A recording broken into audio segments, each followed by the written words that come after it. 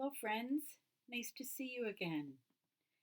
It is a chilly, little rainy fall day here where Mrs. Short lives in New York. So I thought this might be a great story for today. It's called The Fox and the Falling Leaves, and it is written by Julia Rawlinson, and the pictures are by Tiphanie Beeke. Very cute. Very cute little fox. Did you know that this story used to be called Fletcher and the Falling Leaves? All the times I've read this, I never even noticed that. The world was changing. Boy, Mrs. Short cannot see you with her glasses on. There we go. The world was changing. Each morning, when Fletcher bounded out of the den, meaning he just ran right out, everything seemed just a little bit different.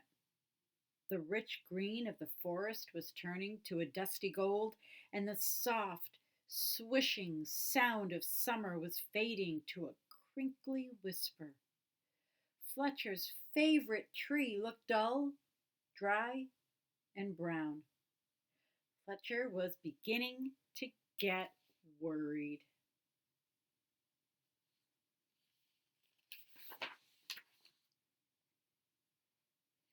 I think my tree is sick, said Fletcher. What's wrong with it? His mother asked. Its leaves are turning brown, said Fletcher. Don't worry, it's only autumn, she said. Fletcher ran back to his tree and patted the rough bark. Don't worry, it's only autumn, he said. You'll be feeling better soon.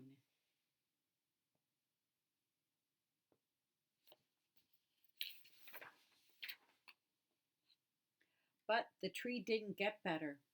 Each day, more leaves turned brown. One morning, the wind blew a small brown leaf off a branch. Fletcher jumped up and caught it, so very gently, in his paw.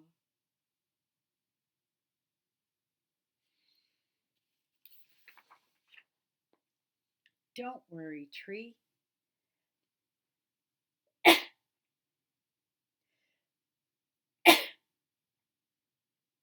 I don't think I've ever sneezed while I recorded a story before.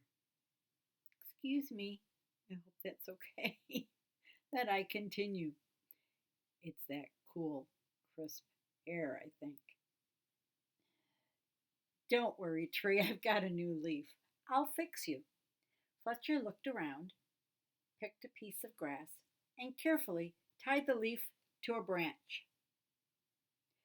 Just then, another gust of wind ruffled Fletcher's fur. The little leaf shook itself free and fluttered to the ground. Fletcher picked it up again and thought very hard. Then he poked the leaf into a twig and pushed it down firmly. Now you hold tight, said Fletcher. No more flying around. The little leaf gave a tiny rustle. That means it moved around in reply. So, what do you think? Fletcher thinks that the leaf talked back to him, didn't he? Well, the next day, like today outside, a strong wind was blowing through the forest. Fletcher rushed out of the den and ran all the way to his tree. Lots of branches were bare, and little lost leaves spun everywhere. Don't worry, tree, I'll catch them for you, I promise. Round and round and round whirled Fletcher after the swirling leaves. Did you ever do that? Run around and try to catch the leaves?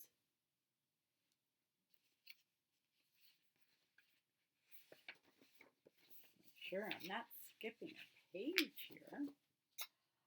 Leaves! Wonderful! Just what I need. Just what I need for my nest, said a squirrel. But these belong to the tree, said Fletcher. Don't take them away. The tree doesn't need them any more, said the squirrel, bounding off. Help! Help! The wind and the squirrel are stealing our leaves, said Fletcher. Leaves! Terrific! Just what I need to keep warm, said a porcupine, rolling around. But these belong to the tree, said Fletcher, plucking leaves from the porcupine's needles. Not any more, snuffed the porcupine, and away he rolled. Help! Help! The wind, the squirrel, and the porcupine are stealing our leaves, cried Fletcher. Suddenly, a flock of friendly birds swooped down from the sky. They picked up the leaves in their beaks and poked them onto the tree's branches. Soon the tree was leafy again, and Fletcher flopped down and smiled. Thank you, birds, thank you, he gasped as the birds fluttered away. He lay looking up through the leaves at the sky and drifted off to sleep.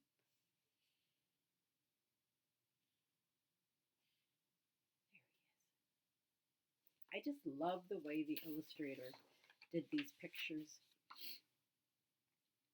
But the wind continued to blow and the branches still danced. The leaves shivered and shook themselves and began to wriggle free. They tossed and turned and twitched and twirled and tumbled to the ground. They brushed Fletcher's ears and nose and filled his dreams with a whispering sound.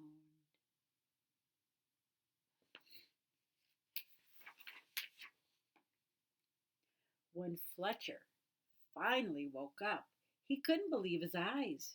Instead of a roof of dancing leaves, all he could see were bare branches against the sky. Oh, tree, I'm so sorry, said Fletcher. All your leaves are gone.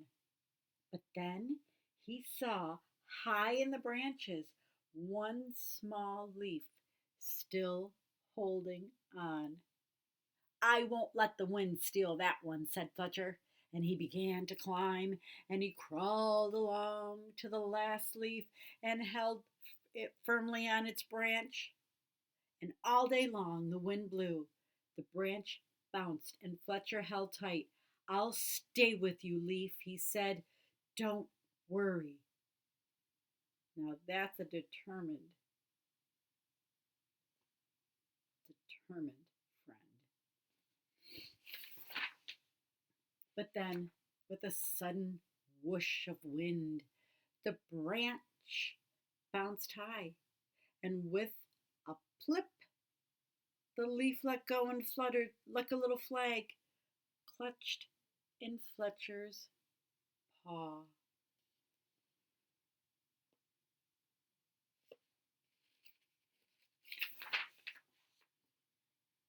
Fletcher looked sadly at the leaf he had promised to save, and he carried it carefully down the tree and back to the den, and he made a cozy little bed for it and gently tucked it in. Right there. But all night long, he could only think of his tree, all on its own. At dawn, Fletcher tiptoed outside. The wind had finally stopped blowing, and the air was cold, and the moon still hung in the clear sky, and pale stars glimmered. As he came to his favorite tree, Fletcher saw a magical sight.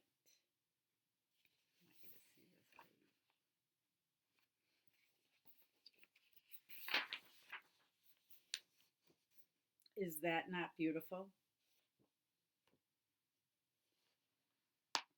Oops, sorry about that. Book fell back. The tree was hung with 1,000 icicles, shining silver in the early light. You are more beautiful than ever, whispered Fletcher. But are you all right? A tiny breeze shivered the branches, making a sound like laughter, and in the light of the rising sun, the sparkling branches nodded. Fletcher gave his tree a hug. Then he went back to the den for a nice, warm breakfast. So pretty the way the illustrator used those colors. And there you go. And let's see if there's some dedications here. For Ben and Tom with love. That's from the author. And for Little John and Pauline with love from the illustrator. And this is from me to all of you who live in a place where when it's fall or autumn, leaves fall from the tree and it gets chilly and cold and windy, just like today. That's why I'm in my warm house reading books to you. I hope you enjoyed it, friends. I will see you next time. Bye.